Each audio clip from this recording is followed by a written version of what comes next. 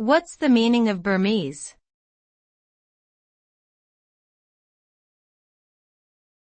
Burmese.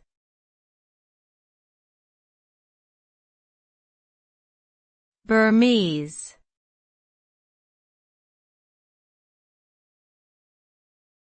Burmese.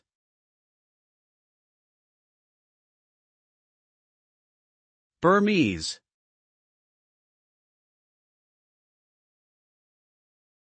The term Burmese can have multiple meanings depending on the context. It can refer to the nationality, language, culture, or people of Myanmar, formerly known as Burma. The Burmese language is the official language of Myanmar, spoken by the majority of its population. It is a member of the Tibeto-Burman language family and has its own unique script.